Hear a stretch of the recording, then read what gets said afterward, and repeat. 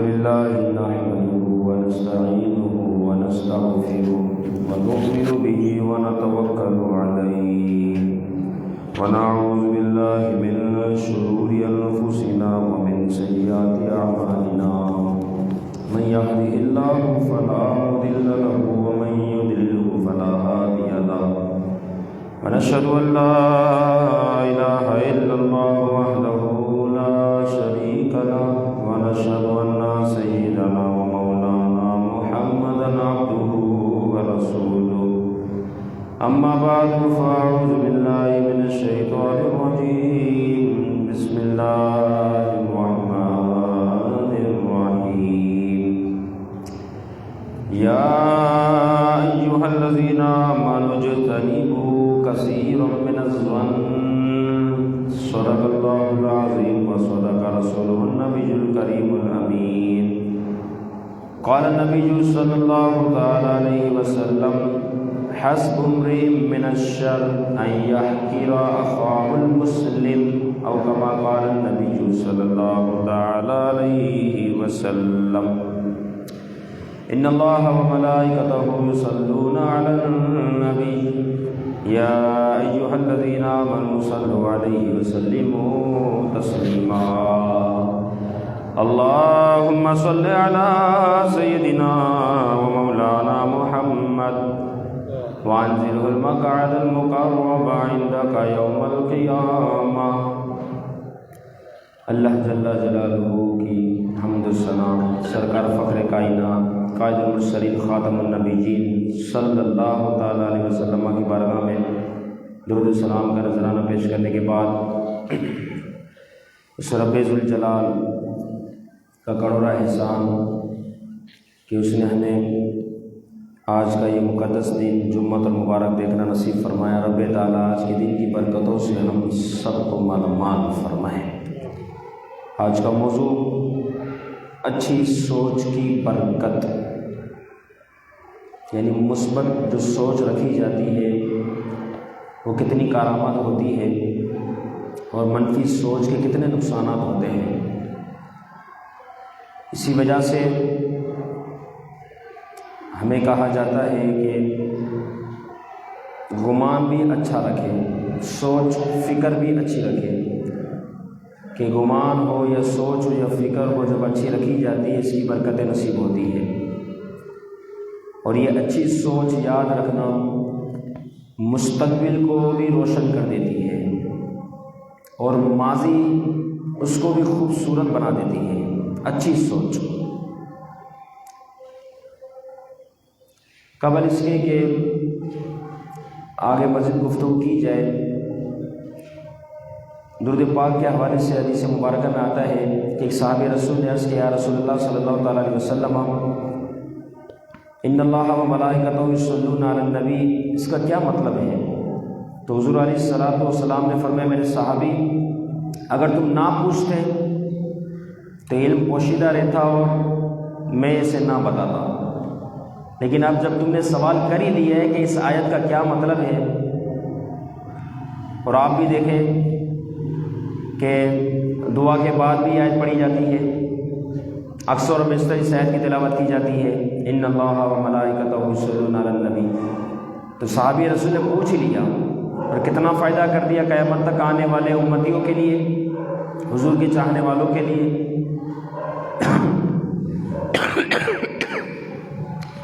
حضور علیہ السلام نے فرمایا کہ اللہ رب العزت نے دو فرشتے پیدا فرمائے ہیں، جب میرا کوئی چاہنے والا، ماننے والا، محبت سے درود پاک پڑھنے والا اس آیت کو سنتا ہے، پھر درود پاک پڑھتا ہے، تو در حقیقت یہ دونوں فرشتے اس کے لیے دعا کرتے ہیں، غفر اللہ لک، کہ اللہ تعالیٰ تیری بخشش و مغفرت فرمائے،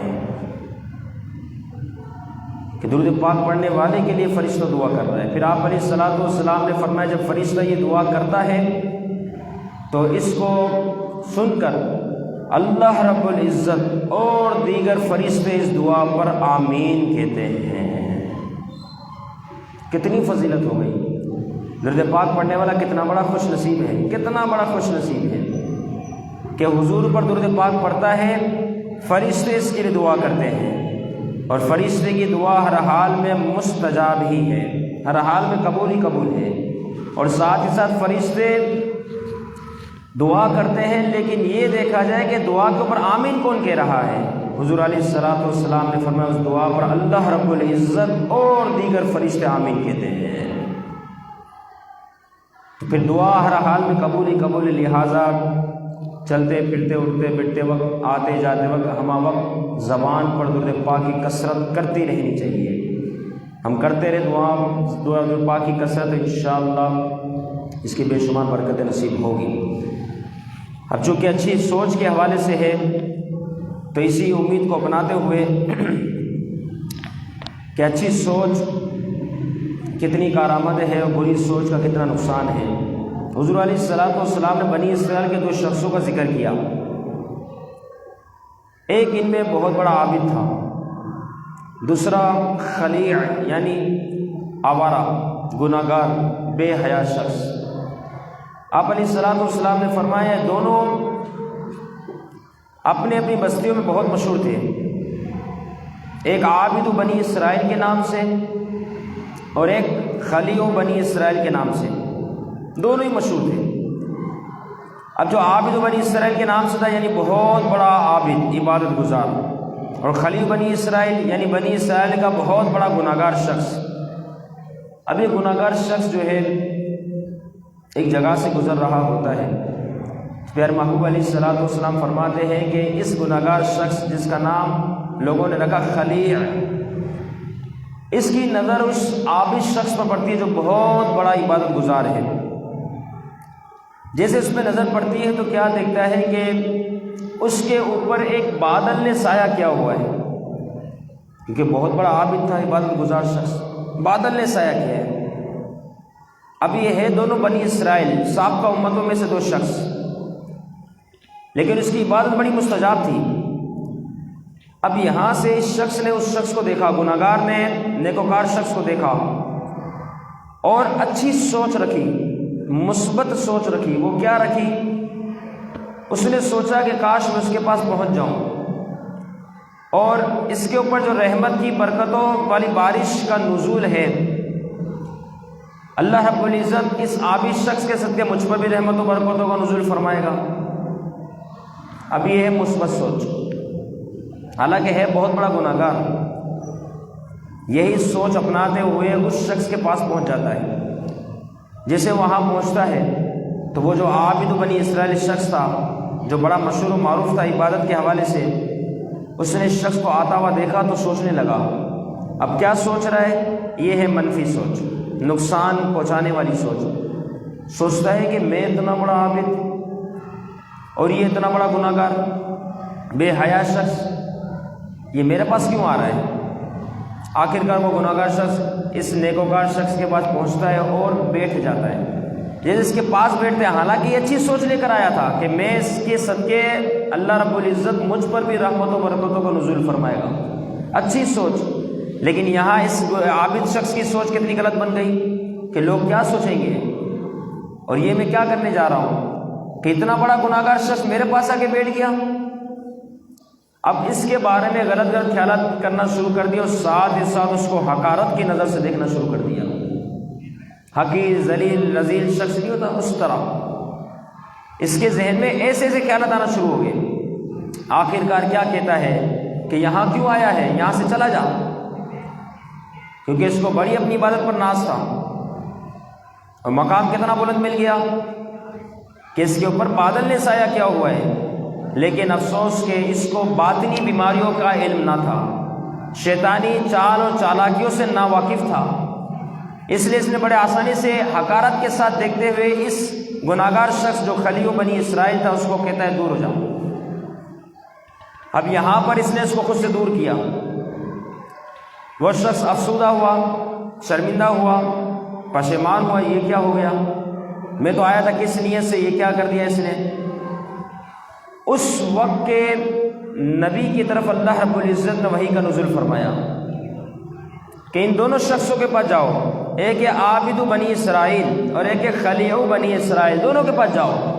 اب جا کے ان دونوں کو میرا پیغام پہنچا دو کہ یہ جو نیکوکار شخص تھا جس نے اسے حقارت کی نظر سے دیکھا، اور وہ شخص جو گناہگار تھا جو اچھی سوچ لیتے ہوئے میری رحمت کی امید سے اس کے پاس پہنچا، ان دونوں کو خبر دے دو۔ فرمایا کہ وہ جو گناہگار شخص تھا اسے خبر دے دو کہ میں نے اپنے فضل سے اس کے سارے گناہ معاف کر دیے۔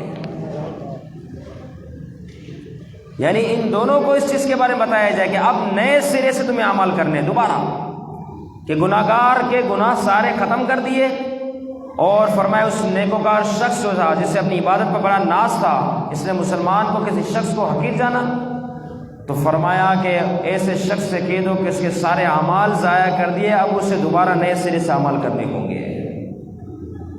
تو یہ حقارت سے دیکھنا اور منفی سوچ رکھنا کتنا بڑا نقصان ہے۔ اب اس مثال میں آپ دیکھیں کہ اس میں وہ کون سا کام تھا جس نے اس عابد کی ساری عبادتوں کو ضائع کر دیا، اور وہ کون سا کام تھا جس نے اس گناہگار شخص کو عابد بنا دیا، وہ کیا کام تھا؟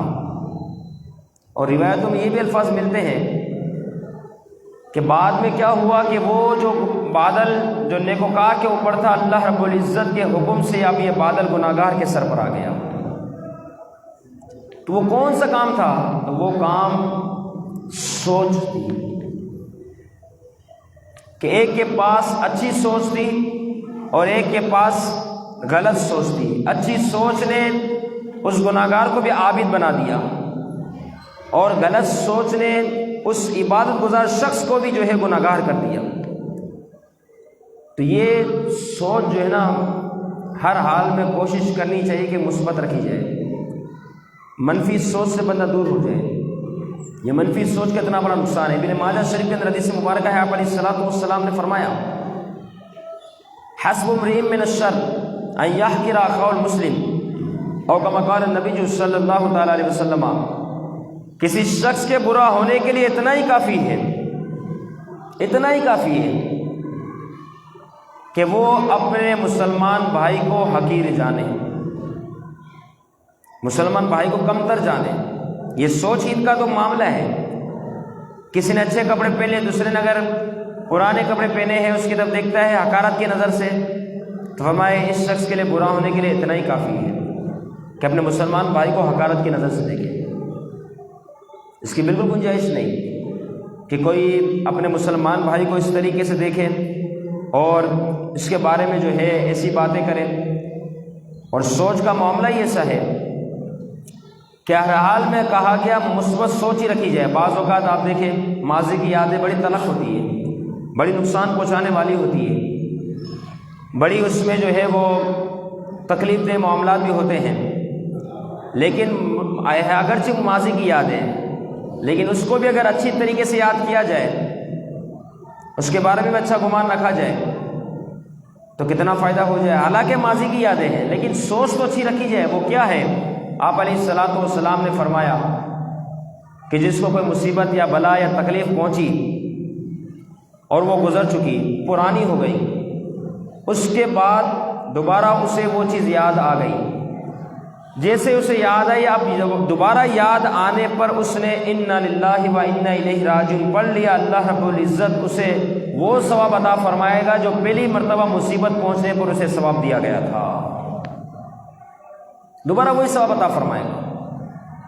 کتنی برکت نصیب ہوئی، کیونکہ یہ اس نے عمل وہ کیا ہے جس سے اس نے اللہ کو راضی کیا ہے، اس لیے اب اس عمل پر بھی اس کو ثواب دیا جا رہا ہے۔ اور بے شمار ایسی باتیں ماضی کی، بے شمار، تو یہ اچھی سوچ کی وجہ سے نصیب ہو رہی ہے کہ اچھی سوچ بنائی تو اگرچہ وہ پرانی باتیں پرانی ہو چکی لیکن اس کے باوجود بھی اس میں ثواب دیا جا رہا ہے۔ اب دیکھیں بندہ سوچتا ہے کہ ماضی میں میرے ساتھ یہ ہوا تھا، چوری ہوئی تھی، فلانا ہوا تھا، مجھے ایذا پہنچائی گئی، میرے ساتھ یہ معاملہ، دل آزاری کی گئی ہے، پر میں جو بات بھی اس کو پرانی ہے اگر وہ یاد آ جاتی ہے بس اس کے بعد یہ پڑھ لے انا للہ و انا الیہ راجعون۔ تو جو اصل صدمے کے وقت، مصیبت کے وقت جو اسے اصل پہنچی تھی، اس وقت اس دعا کو پڑھنے کی وجہ سے جو ثواب دیا گیا تھا، جب بھی اسے یاد ہے کہ یہ دعا پڑھے گا اسے اتنا ہی ثواب دیا جاتا رہے گا۔ اس کے ساتھ ہی لفظ کاش، اس کو بندہ خود سے دور کرے، کیونکہ یہ ایسا لفظ ہے جو تینوں زمانوں کو خراب کر دیتا ہے۔ اس لفظ کی وجہ سے ماضی بھی ختم ہوا، اس لفظ کی وجہ سے حال بھی گیا، اور اس لفظ کی وجہ سے مستقبل بھی چلا جائے گا۔ اس لفظ کے اندر اتنی تاثیر ہے، جیسے کہ کوئی شخص کہتا ہے کہ کاش میں یہ کر لیتا، کاش میں یہ کام کر لیتا، کاش میں یہ کاروبار کر لیتا۔ مطلب کیا ہے اس کا کہنے کا؟ کہ یہ نہیں کیا تو یہ نہیں ہوا، یہ کر لیتا تو یہ ہو جاتا۔ تو اس کا توکل اور بھروسہ رب تعالیٰ کی ذات پر کم ہو گیا۔ اب اس کو کاش پہ زیادہ بھروسہ ہو گیا، اپنے آپ پر زیادہ بھروسہ ہو گیا کہ میں یہ کرتا تو ایسا ہوتا، کاش کاش اتنی ساری۔ یہ ماضی کے یہ جو الفاظ ہے خطرناک ہے، کیونکہ یہ کاش کہ آج حال کو بھی خراب کر رہا ہے۔ اب وہ سوچنے سمجھنے کی جو صلاحیت تھی اس سے بھی دور ہو رہا ہے، اور یہ وہ کاش لفظ ہے جس کی وجہ سے مستقبل میں یہ پریشانی رہے گا۔ دو شخص سے ایک کا کام اچھا ہے، دوسرے کا کمتر ہے، اب وہ اس کے بارے میں سوچتا ہے کاش میں بھی ایسا کر لیتا۔ اب کچھ فائدہ نہیں ہے، آپ اب آگے کر کے بتائیں، یہ لفظ چھوڑ دیں آپ، کیونکہ اس کو تو آپ کو مزید یہ خراب ہی کرے گا۔ اس لیے آپ علیہ الصلوۃ والسلام نے فرمایا کہ کسی شخص کے حوالے سے اگر کوئی شخص ایسا ہو کہ جس کے بارے میں کاش کا الفاظ ادا کیا جانا ہو کہ کاش ایسا کاش ایسا کاش ایسا، تو فرمایا یہ نہ کہا جائے، بلکہ اب اگر کہنے کی باری آ جائے تو وہ اس کی جگہ پر یہ کہے قدر اللہ ما شاء فعل، او کما قال نبی صلی اللہ تعالی علیہ وسلم، میں قدر اللہ ما شاء فعل، کہ اللہ نے مقدر کیا میرے لیے، جو چاہا ویسا کیا۔ بات ہی ختم ہو گئی کہ کاش لفظ کو نہ بولا جائے، اس کو بول کے اپنے آپ کو خراب نہ کیا جائے، اور توکل و بھروسہ رب پر کمزور نہ کیا جائے، بلکہ یہ کہ قدر اللہ ما شاء فعل، کہ اللہ رب العزت نے جو میرے لیے مقدر کیا مجھے وہ عطا کیا، اور اس نے وہی کیا جو اس نے چاہا۔ تو جب بندہ یہ سوچے گا پھر ماضی کی یادیں اسے تنگ نہیں کرے گی، اس کو ماضی کی یادیں پریشان نہیں کرے گی، کیونکہ اس نے اب یہ سوچ لیا کہ میرے رب نے جو چاہا میرے ساتھ وہ ہوا، اور رب کی رضا پر میں بھی راضی۔ لیکن یہ سب کس وجہ سے ہوگا؟ جب بندہ اچھی سوچ اپنائے گا۔ اچھی سوچ کے بعد تو یہ سارے معاملہ ہے۔ اگر اس نے اچھی سوچ شروع سے ہی ساکت کر دی، منفی سوچوں کی طرف آ گیا، تو نقصان ہی نقصان ہے۔ ایک سائنسدان تھا جس نے بلب کو ایجاد کیا۔ اب اس نے بلب تو ایجاد کر لیا، ایجاد کرنے کے بعد یہ وہ شخص تھا جو آئے دن تجربے کرتا ہے، اس کو ایک چیز جو ہے ڈائریکشن کی صورت میں ایک چیز بنانی تھی، اس نے اس پر 1000 مرتبہ تجربہ کیا، 1000 مرتبہ تجربہ کیا۔ ماضی بھی تو استاد ہی تو ہے، ماضی بھی تو سکھا کے جاتا ہے۔ 1000 مرتبہ اس کا تجربہ کیا، بلب پر تجربہ کرتا رہا، وہ جو چیز بنا رہا تھا اس پہ تجربہ کرتا رہا، ہر بار تجربہ کرتا فیل ہو جاتا۔ شاگرد جو تھے وہ مایوس ہو گئے، پریشان ہو گئے، یہ کیا کرتے بوس، یہ کیا کرتے ہو آپ؟ 1000 مرتبہ تجربہ کیا، 1000 مرتبہ فیل ہو گئے، اب مزید تجربہ کرے جا رہے ہو۔ تو استاد ہوتا ہے۔ استاد نے کہا بیٹا تو نے بات کو سمجھا ہی نہیں، میں نے ان 1000 مرتبہ جو تجربہ کیا ہے، اگرچہ میں ہر بار فیل ہوا ہوں، لیکن میں تمہاری طرح مایوس نہیں ہوا، اب بھی میری سوچ وہی زندہ ہے، اب بھی میرا خیال وہی پختہ ہے، میں مایوس نہیں ہوا۔